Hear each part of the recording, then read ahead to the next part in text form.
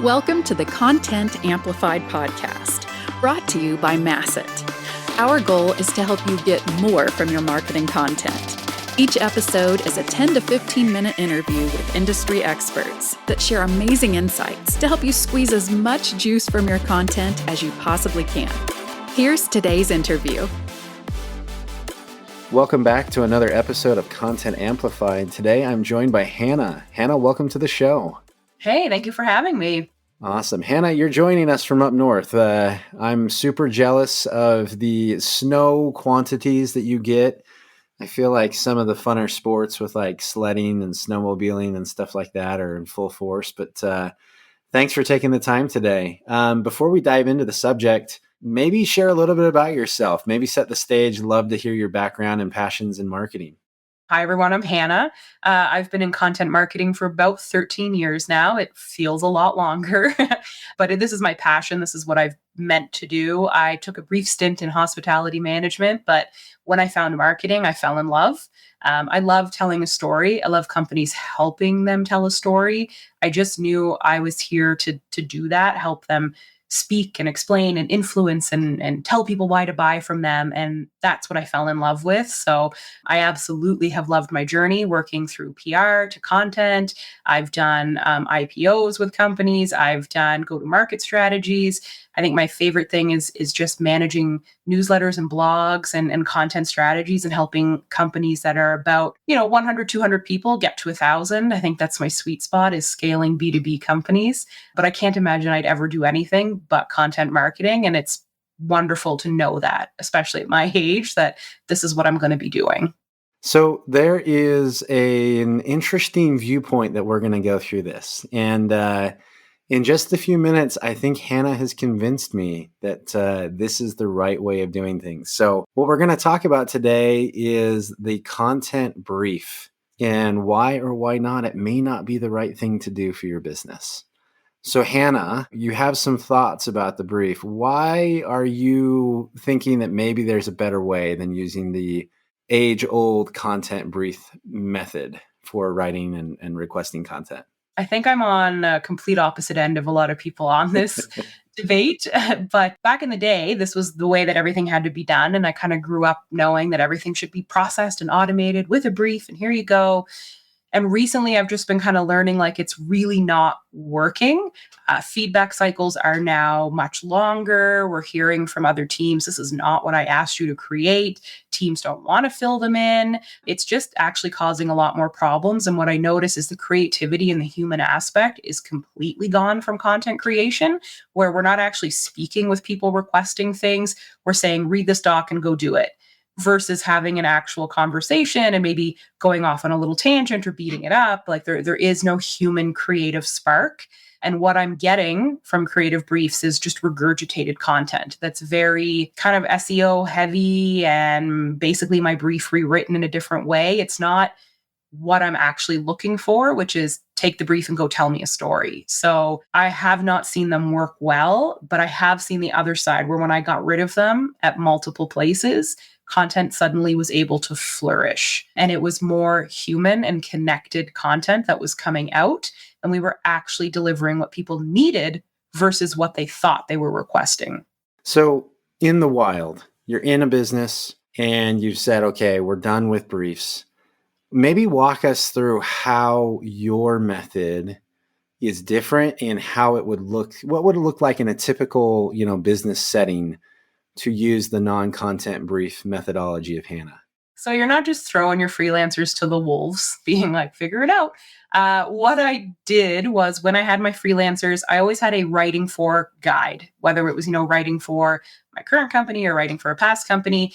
It was there to just explain what the purpose of this blog was, who I thought the key audience was, the 3 or 4 pillars that we always talked about, what those kind of pillars meant. So I was at an e-commerce company as a great example, and the pillars were creator marketing, why we talked about influencers, e-com company success stories, and then the third one was just industry news. And under each of those, I gave examples of what topics could be talked about, and I shared stories that I loved that other companies had published because they were just spot on what I was looking for. Tone, voice, all that jazz was in there. And then what I would do is say, pitch me stories. I have 13 slots every month for this blog and I want you to pitch me stories. I will publish as many or as little as gets approved. So if you want to steal all 13 spots, have 13 amazing pitches. If you want a few, make sure you send in more. I'm not going to approve all of them, but go out, get hungry. You know what I'm looking for. You can see it here. You know what we've published before. Go find me stories that are going to be incredible for this blog. And there wasn't any, I'm not doing that, or, oh my God, the worksheet. They were excited, like the joy and the spark. And where can I source stories from? Anywhere. Social's a great place. Go to the news, go anywhere. You can source them anywhere. I would love if you could include people in them. If there's quotes or things you can pull off the internet, great, but source them anywhere. Overwhelmingly, I was getting like 20, 30 pitches from each of these people, and consistently every other day. Hey, I've got another pitch for you. Hey, can I talk about this idea? And they would send me incredible pitches because they were deep in Reddit. And this is blowing up with like 572 upvotes. And you're going to miss the boat if you don't talk about it. Hey, did you see this LinkedIn post that's blowing up by that industry influencer? Like, it just happened last night. I want to turn around and I want to have it to you by the end of the week. Can I get an approval? I was now getting stuff that, like, even if I had every day free, which I don't as a director, I could not source all of this on my own. I was unleashing a mini army of content marketers to go and find the absolute best stories sourced from people who were talking about these subjects. And it worked. It really, really worked. So the quality, obviously, it sounds like there is a massive difference. How would you explain the difference in quality of the actual content in a pitching environment versus a brief environment? You talked a little bit about like it feels a little bit more journalistic, but quality of content, did you see people enjoying it more? Did you noticeably tell a difference? What did that look like? They loved it so much more. So my boss he'd consistently talk to them to see, was I good at managing them and were they happy? And he said, they're overwhelmingly so happy writing for us that they are pitching writing for us. Like, they're encouraging other people to come write for us. A big thing for us was to find freelancers. I think any good content team, even with in-house writers, you need to have a roster of freelancers. It's hard to be a one-off team. I was lucky that I now had an unbelievable roster to pull from because they kept nominating and recommending, come write for this company. Quality-wise, it was exceptional. You got to give freelancers credit, and a lot of people don't. They don't need the brief to be a good writer. They know how to write and craft a wonderful, well-written article. That's why they freelance. They're a writer. But what I would get before with a brief was my brief regurgitated into an article. It was just my opinion and my view, which might not necessarily always align with what's going on in the industry. And they were kind of, okay, yeah, that's okay. It's fine. And sure, maybe that's on me. Maybe I should have done more research. But again, director overseeing not just written, but video and social and PR, like, I'm trying to come up with the things that I know are the topics we want. But because they were pitching, the stories hit. They were relevant. They were very, very in tune with what was happening in that moment in the news. And they were also resonating with the audience more because they were sourcing them from where the audience was. Slack communities, Reddit, forums, LinkedIn, just really creative. And they were so excited. Oh, I'll read my pitch. And I would turn pitches down and I would tell them there's going to be pitches that I just don't think align and don't work. And sometimes they'd come back and fight for that pitch. And it was unbelievable to be on a call with them where they were fighting for this story about why they believed it was the right story. And I would overturn my decision sometimes because their passion and their explanation of why I was mistaken for turning this down made me rethink it. So I'm putting the human aspect back in content. It's not, here's my brief, go write it. Great. Here's some grammar, spelling edits. Okay. It's, let's have a real conversation and convince me that this is what we need on this blog. And because of that, we published exceptional content that other people were digesting and resharing. And I've now copied this motto at a ton of other companies. And you should see new freelancers who've never had this. You should see their reaction when I tell them this. Oh my, I have so many ideas for you. Okay, give me those ideas. Oh my God, I will. And overnight, I get a document with 32 ideas. They're never asked their opinion. And that is a huge mistake for anybody listening, any company.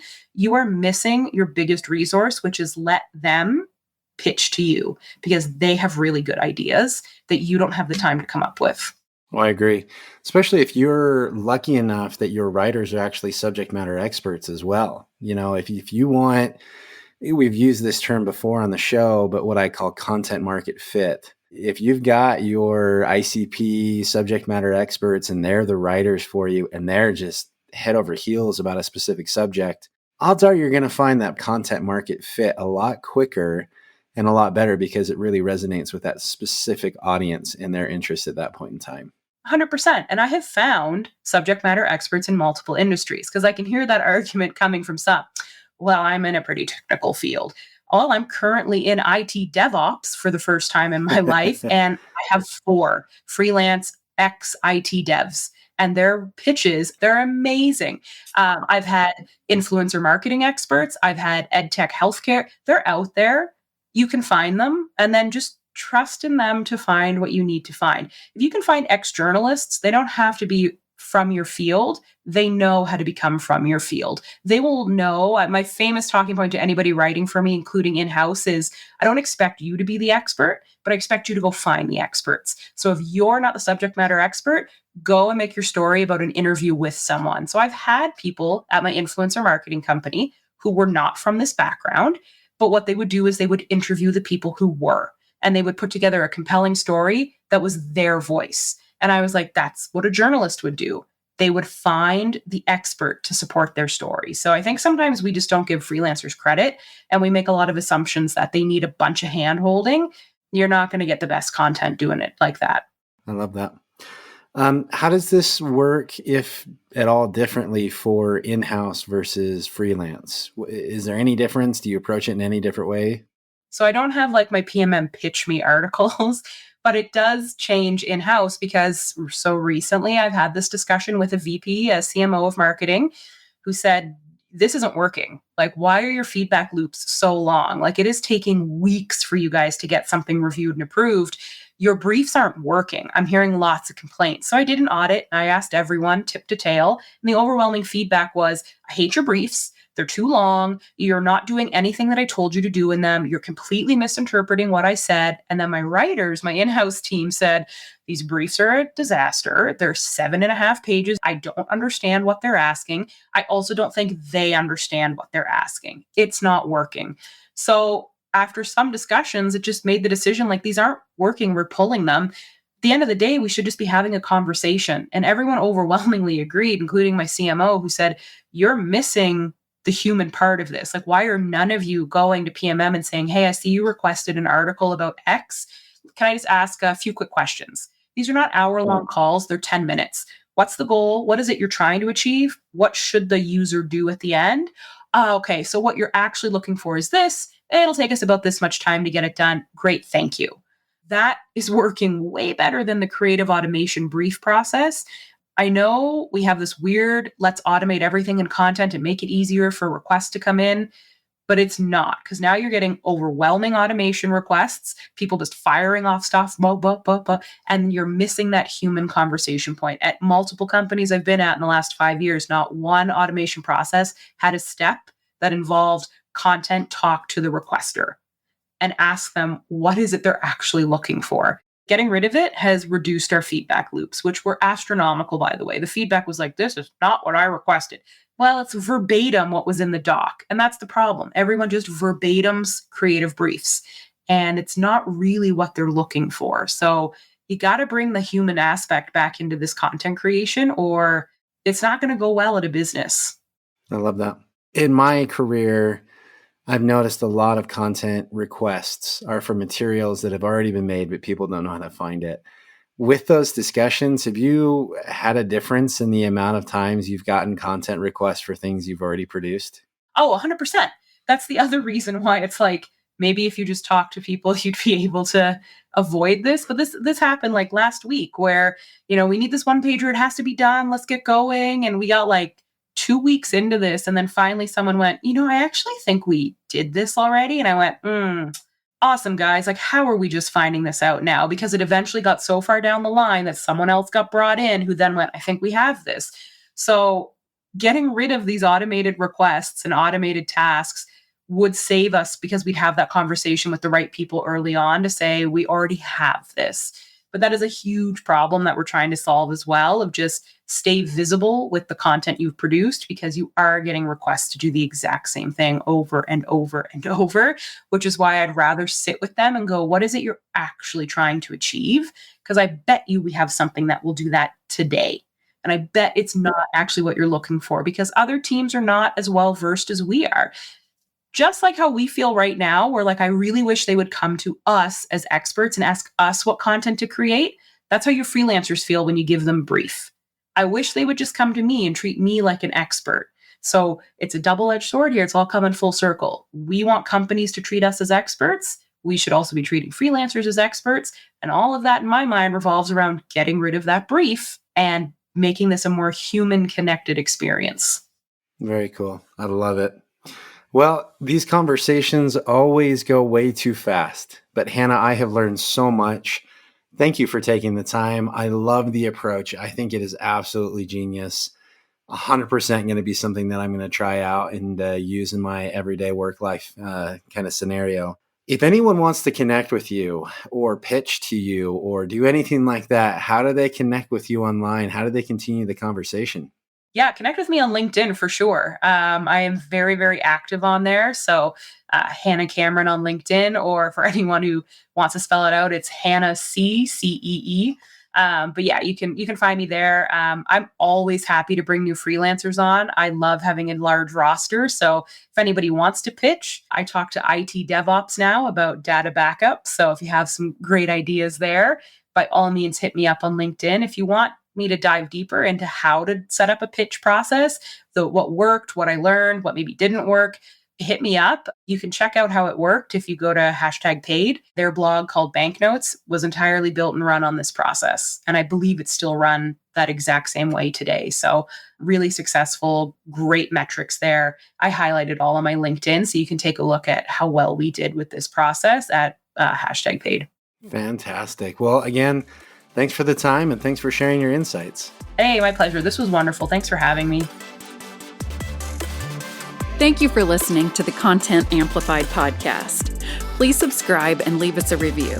And for additional ways to get more out of your content, visit our website at getmasset.com. That's getmasset.com. And tune in next time to the Content Amplified podcast.